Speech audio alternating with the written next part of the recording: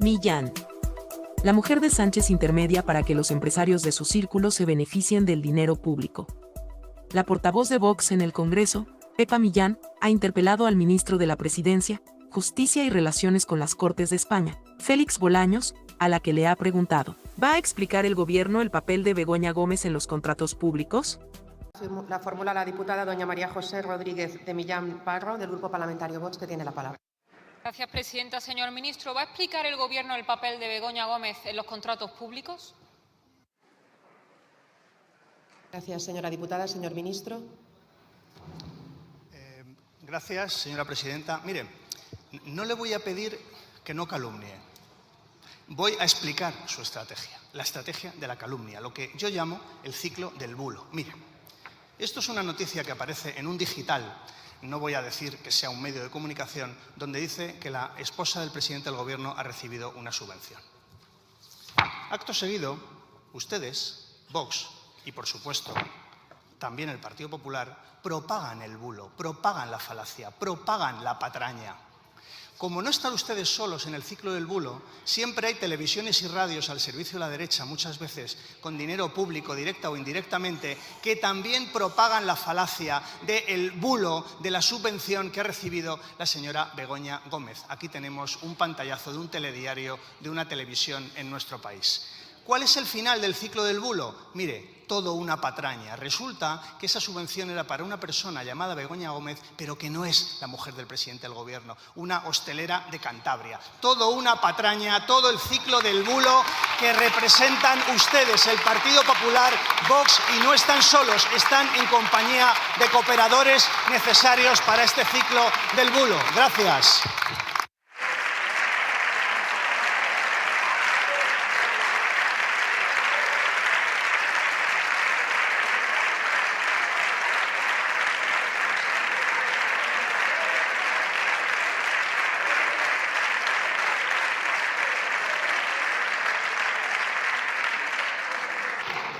Muchas gracias, señor ministro. Señora diputada.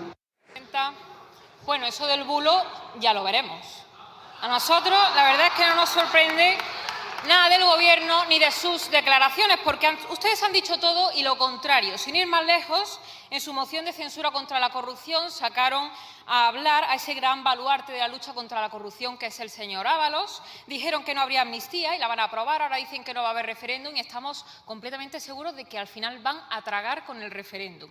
No es la primera vez que el PSOE y su entorno se sirven de las instituciones para beneficiarse, al contrario. Lo raro sería ver a ustedes utilizando con total normalidad y sin politizar las instituciones, pues todos esos órganos del Estado. En el caso de la mujer del presidente no iba a ser distinto. Hagamos un repaso.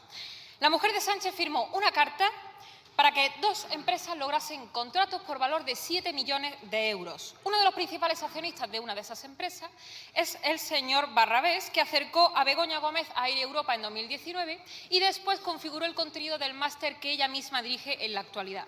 Desde la mediación de la mujer de Sánchez en julio de 2020, el Estado ha adjudicado a este señor contratos por valor de más de 18 millones de euros. De manera que tenemos a la mujer del presidente del Gobierno intermediando para que los empresarios de sus círculos más cercanos se beneficien con dinero público. Una intermediación que además comienza durante los primeros meses del estado de alarma. Ese tiempo en el que ustedes cerraron el Congreso de los Diputados para evitar cualquier control sobre el Gobierno y ahora entendemos por qué. Ahora la situación, sin embargo, es distinta y por eso aprovecho para pedirle al Partido Popular que se una a nosotros y pida la comparecencia de la señora Gómez en comisión. El PSOE siempre dice que el dinero público no es de nadie, pero la realidad es que ustedes llevan años poniéndole nombre y bolsillo. Solamente se entiende así la red clientelar que ustedes han creado. Más de 29.000 millones de euros en concepto de subvenciones repartieron solamente durante el año 2022. ¿Y qué hacen para evitar que se hable de todo esto? Pues montan un numerito macabro con restos humanos en el Valle de los Caídos para recrear una escena con forenses. Y, sin embargo, los trabajos de exhumación llevan paralizados desde el 7 de enero. Propaganda simple y del mal gusto patrocinada por alguien que no conoce ni la historia ni la realidad del lugar. Señor ministro, no hay siglos de historia que tapen su corrupción y lo que ustedes hacían mientras tenían a los españoles encerrados en sus casas. Se lo vamos a recordar todos los días delante de los españoles y ante los tribunales cuando sea necesario.